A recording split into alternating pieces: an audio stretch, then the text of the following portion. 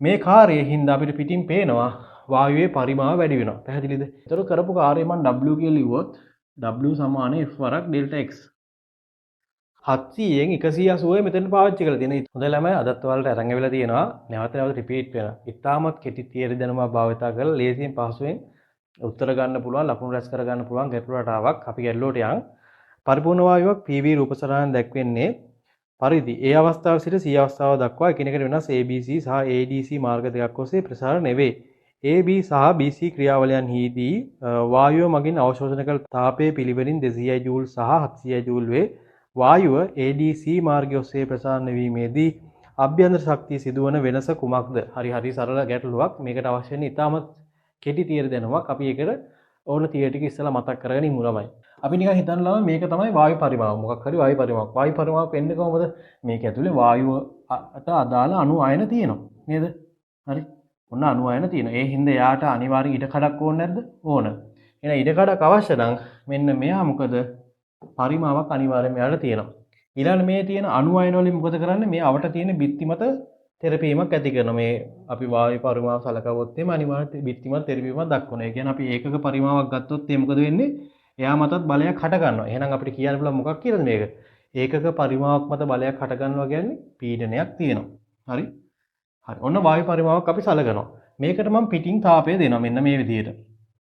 හරි. තාපය දුන්නාම මේ වායු පරිමාවකට ආකාර දෙකකට මේ තාපය පාවිච්චි කරන්න පුළුවන්. එකක් තමයි මේ වායු පරිමාව තුල තියෙන වායු අණු බැඳලා තියෙනවා යම්කිසි බන්ධන වර්ගයකින් මොනවා හරි බන්ධන වලින් බැඳලා තියෙනවානේ. අපි හිතමු ඔන්න එක වායු පරිමාවක් වායු අණුවක් මෙතනත් එක අණුවක් තියෙනවා. ඒ දෙන්න මෙන්න මෙහෙම බන්ධනයකින් බැඳලා තියෙනවා. හරි. ඒ දෙන්නට තියෙන ශක්තිය හින්දානේ ඒ දෙන්න ඔය ගානින් ඉන්නේ. හැබැයි මේ පිටින් දෙන තාප ශක්තිය මෙයාත් තාපය කියන්නේ ශක්ති ප්‍රභේදයක්. ඒ දෙන තාප ශක්තිය මෙයාට මේ දෙන්නට වෙන වෙනම ගන්න පුළුවන් වුණා. මොකද කරන්නේ? මෙයා තව චුට්ටක් ඈත් කරනවා.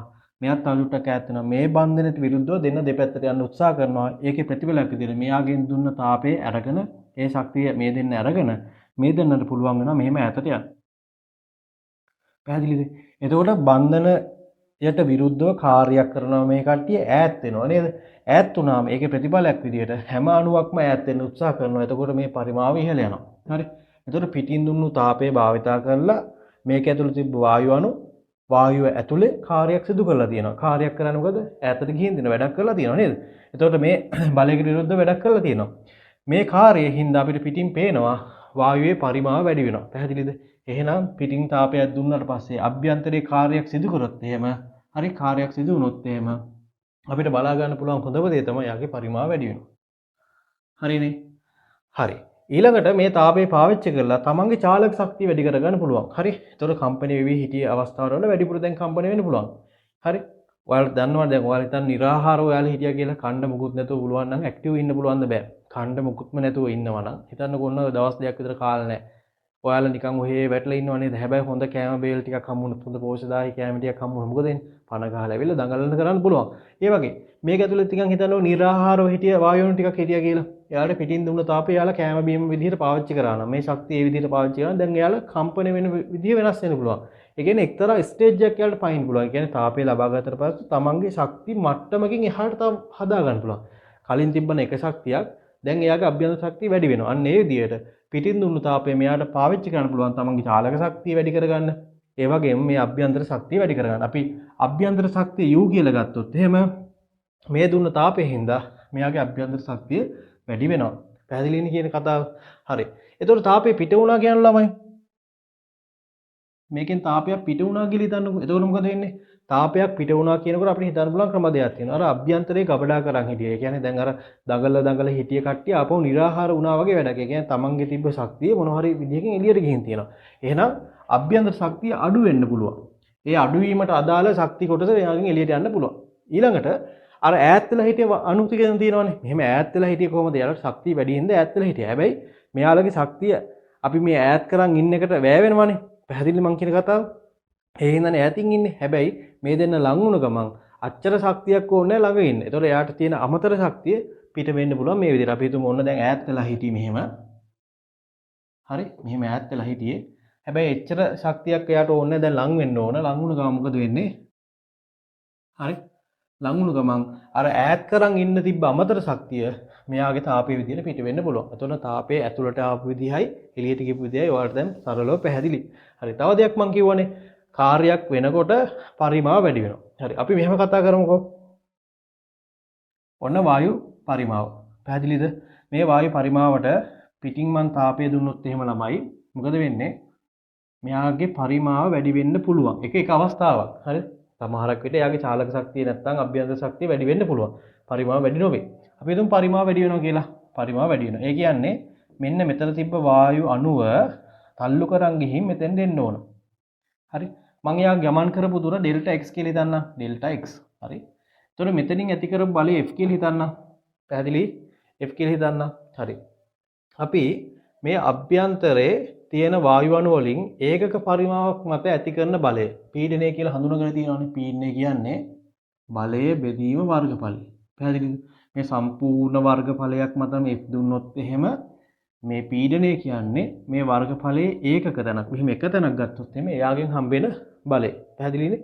හරි. එහෙනම් මම මෙතන බලය වෙනුවට ප්‍රකාශයක් ලියනවා F සමානයි PA කියලා. පැහැදිලි? හරි. ඊට පස්සේ දැන් මොකද වෙලා තියෙන්නේ? මෙයාගේ මේ මෙතෙන්ද බලයක් හම්බෙච්ච ඉඳ මෙයා මෙහෙම වැඩිපුර ඉස්සරහට ගිහින් තමන්ගේ පරිමාව වැඩි කරන් තියෙනවා. ඒතකොට කරපු කාර්යය මම W කියලා ලිව්වොත් W සමානයි F වරක් ඩෙල්ටා x. හරිනේ? හරි. එතකොට W සමානයි බලය වරක් බලයේ දිශාවට ගමන් කර දුරෙන් අපි වැඩි කරලා හදා ගන්න පුළුවන් කාර්යය. හරි. මම බලය වෙනුවට PA කියලා ගත්තා. W සමානයි PA වරක් ඩෙල්ටා x. හරි. පැහැදිලි? හරි. එතකොට ඔයාලට පේනවා ඇති මෙතෙන් ඉඳන් මෙතෙන් යනකොට කලින් තිබ්බ පරිමාව කලින් තිබ්බ වර්ගඵලය දැන් දිගකින් වැඩි වෙලා තියෙනවා. අපි නිකන් හිතන්න මෙහෙම එකක්. ඔන්න මම කෙටි කරලා මේ සරලව කියලා දෙන්න ඔයාලට. අපි මෙහෙම ගත්තොත් එහෙම හරස් කළ වර්ගඵලය a වෙන එක h උසක් ගත්තොත් එහෙම අපි යාගේ පරිමාව කොහොමද ලියන්නේ ළමයි? පරිමාව කොහොමද ලියන්නේ? හරි. a වරක් h නේද? මේ වගේ හරස් කළ වගේ කී ගුණයක් තියෙනවද කියලා බලනවා නේද ඔහොම. කැලේ. මෙහෙම පිටු පිටු තියෙන වගේ. ඒ වගේ. එහෙනම් දැන් ඔයාලා මට කියන්න මෙතන හරස්කඩ වර්ගඵලය මම ඩෙල්ටා x එක වැඩි කරොත් එහෙම මට ඒ වෙලාවේ ඇති වෙච්ච පරිමාව නේද හොයාගන්න වෙන්නේ. මට මෙන්න මේ පරිමාව හම්බ වෙනව නේද? පැහැදිලිනේ? එහෙනම් මට ලියන්න පුළුවන් W සමානයි P වරක් ඩෙල්ටා V කියලා. මොකද්ද V කියන්නේ? වැඩි වෙච්ච දැන් පරිමාව. ඩෙල්ටා V කියන්නේ වැඩි වෙච්ච පරිමාව. එහෙනම් ඔන්න මම අලුත් සමීකරණයක් හදලා පෙන්නනවා ඔයාලට. පද්ධතිය නැත්නම් මේ වායු පද්ධතියකට අපි දුන්නු තාපයේ හින්දා යාගේ අභ්‍යන්තරේ කාර්යයක් සිදු කරා නම් හරි වායු විසින් කාර්යයක් සිදු කරා නම් එයාගේ පරිමාව වැඩි වෙනකොට ඇති වෙලා තියෙන කාර්යය අපිට ලියන්න පුළුවන් W සමාන P වරක් ඩෙල්ටා V. එතකොට ඩෙල්ටා V කියන්නේ පරිමාව වැඩිවීම, P කියන්නේ ඇතුලේ පීඩනය. පැහැදිලි? හරි. එහෙනම් ඔන්න කාරණා ටිකක් මම සාකච්ඡා කරා. එකක් තමයි තාපය දුන්නොත් එහෙම අභ්‍යන්තර ශක්තිය වැඩි වෙන්න පුළුවන්. මම ඒ ශක්තිය වැඩිවීම ඩෙල්ටා U කියලා ගන්නවා. ඊට අමතරව ඇතුලේ කාර්යයක් කරන්න පුළුවන්. හරිද? ඕකම අනිත් පැත්තට ගන්න පුළුවන් නේද? බන්ධන ශක්තියට විරුද්ධව කාර්යයක් කරන් හිටිය කට්ටියගේ ශක්තිය අඩු කරපු ගමන් තාප විදිහට පිට වෙන්න පුළුවන්. නැත්නම් එයාගේ ස්ටේජ් එක නැත්නම් එයා හිටිය මට්ටම ශක්ති මට්ටම අඩු කරලා එයාගේ තාප විදිහට පිට කරන්න පුළුවන්. ඊළඟට මම කිව්වා වායුව මගින් කාර්යයක් කරොත් ඒ පරිමාව වැඩි වෙනවා. පරිමාව වැඩි වෙන ප්‍රමාණය කාර්යයක් විදිහට ගබඩා වෙනවා. ඒකට අපි ලියන්න පුළුවන් කාර්ය සමානයි P වරක් ඩෙල්ටා V කියලා. හරි? තමත් සරලයි. මෙන්න මේ තියරි දෙක දන්නවා නම් ඔයාලට මේ ගැටලුව හදන්න පුළුවන්. හරි ගැටලුවට යන්කෝ අපි එහෙනම් ළමයි. හොඳ ළමයි එහෙනම් අපි ගැටලුවට යන්. ගැටලුවට ගියම ඔයාලට තේරුම් ගන්න පුළුවන් වෙයි මොකද්ද මේ අහන්නේ කියලා. බලන්නකෝ මේ ගැටලුවේ ඔයාලට තියෙන රූප සටහන තමයි මේ තියෙන්නේ PV ප්‍රස්ථාරයක්. එතකොට මේ අක්ෂයෙන් තියෙන පීඩනය, මේ අක්ෂයෙන් තියෙන පරිමාව. එතකොට මේ වගේ අදහස් කරන්නේ ඒ අවස්ථාවේදී පරිමාව කොහොමද විචලනය වෙන්නේ, පීඩනය කොහොමද විචලනය වෙන්නේ කියලා. හරි. ඔයාලට දීලා තියෙනවා AB කියන චලිත අවස්ථාව. මේ අවස්ථාව විපර්යාස වෙනකොට මෙන්න A ඉඳලා B ට යනකොට පද්ධතියේ දීපු තාප ප්‍රමාණය 200යිලු. 200යි ජූල්. මම ඉස්සෙල්ලා කතා කරේ මේ විදිහට වායු පරිමාවක් ගත්තොත් මෙයාට දැන් ඉස්සල්ලාම අවස්ථාවේ 200ක් දීලාලු. 200ක් දෙනකොට ඔයාලට තේරෙනවා ඇති එයා ඒකින් හරන් B ට තමයි ගිහින් තියෙන්නේ. ඒ කියන්නේ එයාගේ පරිමාව මේ අක්ෂේ කොහෙටවත් වෙනස් වෙලා නැහැ. පරිමාව නියතයි කියන්නේ පරිමාව වෙනසක් සිදු වෙලා නැහැ. පරිමාව වෙනසක් සිදු වෙලා නැහැ කියන්නේ අපි මේ අවස්ථාව සලකවුවොත් එහෙම W සමානයි P වරක් ඩෙල්ටා V පරිමාව වෙනසක් වෙලා නැහැ නේද? එහෙනම් කාර්යයක් කරලත් නැහැ. එයා සම්පූර්ණ මේ ශක්තිය මොනවට අරන්ද? අභ්‍යන්තර ශක්තිය වැඩි කරගන්න අරන්. එහෙනම් මේ වෙලාවේ A ඉඳලා B ට ගමන් කරපු අවස්ථාව අපි සලකමුකෝ. A සිට B ගමන් කරපු අවස්ථාව සලකවුවොත් එහෙම පළවෙනි අවස්ථාවේදී මෙයා W බිඳුවයි නේද? ඒත් එක්කම අභ්‍යන්තර ශක්තිය වැඩිවීම 200යි ජූල් වෙනවා. හරිනේ? හරි. ඊට පස්සේ මොකද කරලා තියෙන්නේ? B ඉඳලා C ට ගමන් කරද්දී එයා 700ක් තව දීලා තියෙනවා. මෙතෙන්ද 700ක් දීලා තියෙනවා ජූල්. හරි. එතකොට එතෙන්ද වල පැහැදිලිව පේනවා මෙතෙන්ලා මෙහෙට වක්‍රය ගිහින් තියෙනවා, ප්‍රස්ථාරය ගිහින් තියෙනවා. ඒ කියන්නේ පරිමාව වෙනසක් සිදු වෙලා තියෙනවා. පරිමාව වෙනසක් තියෙනවා කියන්නේ කාර්යයක් කරලා තියෙනවා. ඒතර අපි දන්නේ මේ 700ෙම මෙයා කාර්ය කරාද නැත්නම් 700න් කොටසක් කාර්යයට අරගෙන තමන්ගේ අභ්‍යන්තර ශක්තිය වැඩි කරාද කියලා දන්නේ. ඒක හොයාගන්න මට සිද්ධ වෙනවා මෙයාගේ පරිමාව වෙනස භාවිතා කරලා ඒ වෙලාවේ තියෙන පීඩනයේ භාවිතා කරලා මෙන්න මේ සමීකරණය W සමානයි P වරක් ඩෙල්ටා V සමීකරණය පාවිච්චි කරලා එයා කරපු කාර්යය හොයාගන්න. එතකොට මට පුළුවන් වෙනවා ඒ කාර්යය 700 නම් එයා සම්පූර්ණයෙන් කාර්යය සඳහා විතරයි ඒක පාවිච්චි කරලා තියෙන්නේ. එහෙම නැත්නම් ඊට වඩා අඩුයි නම් හරි ඊට වඩා අඩුයි නම් ඊටු ශක්තිය තමන්ගේ අභ්‍යන්තර ශක්තිය වැඩි කරගන්න අරන් තියෙනවා. හරි හදලා බලමුකෝ අපි. පීඩනයේ තියෙන 6 වැඩි කිරීම 10 ඍණ 4යි. 10 4යි. ඊට පස්සේ පරිමාව වෙනසක් තියෙනවා. මෙතන 3 වැඩි කිරීම 10 ඍණ 3යි. මෙතන තියෙන්නේ 6 වැඩි කිරීම 10 ඍණ 3යි. මේ අවස්ථාව දෙකේන පරිමාව වෙනස කීයද දෙන්නේ? 3 වැඩි කිරීම 10 ඍණ 3යි. 3 වැඩි කිරීම 10 ඍණ 3යි. එතකොට මෙතන 10 බල ඍණ 3ට 10 බල 4න් 3ක් අයින් වෙලා යනවා. 6 වරක් 3 කියන්නේ 18යි අර 10ක් වැඩි කරලා පස්සේ 180යි ජූල් වෙනවා. ඔයාලට පේනව නේද? එතකොට දුන්නු 700න් 180යි මෙතන පාවිච්චි කරලා තියෙන. ඊටු ටික මෙතන කීයක් තියෙනවද තව? අභ්‍යන්තර ශක්තිය වැඩිවීම ඩෙල්ටා U ට තව එනවා. 700න් 180ක් අඩු කරාට පස්සේ කීයක් එනවද? 520ක් එනවා. 520යි ජූල් වෙනවා. හරි. එහෙමනම් ABC මාර්ගයේ ගියාට පස්සේ හරි සම්පූර්ණයෙන්ම ABC මාර්ගයේ ගිහින් ඉවරලා A ඉඳලා අන්තිමට ගිහින් තියෙන C ටනේ නේද? එහෙනම් ශක්ති වෙනස සම්පූර්ණ අභ්‍යන්තර ශක්ති වෙනස ඔයාලට මෙතන හිටිය එක්කනට මෙතෙන්ට යනකොට වෙනස් වෙලා තියෙන. එහෙනම් සම්පූර්ණ වෙනස අපිට හොයාගන්න පුළුවන් මෙතනින් මෙතෙන්ට හදාගත්ත ටිකයි මෙතනින් මෙතෙන්ට හදාගත්ත ටිකයි දෙකම එකතු කරලා. එහෙනම් මුලදී තියෙනවා 200ක් අන්තිමේට 520ක් එකතු වෙනවා. හරි. එතකොට කීයක් එනවද? 720ක් එනවා. හරි. ඔන්න අභ්‍යන්තර ශක්තිය මම හොයාගත්තා 720යි කියලා. එතකොට අපෙන් අහන්නේ ADC වලින් ගියාට පස්සේ එතන සිදුවන අභ්‍යන්තර ශක්තිය වෙනසනේ. මේකයි ළමයි.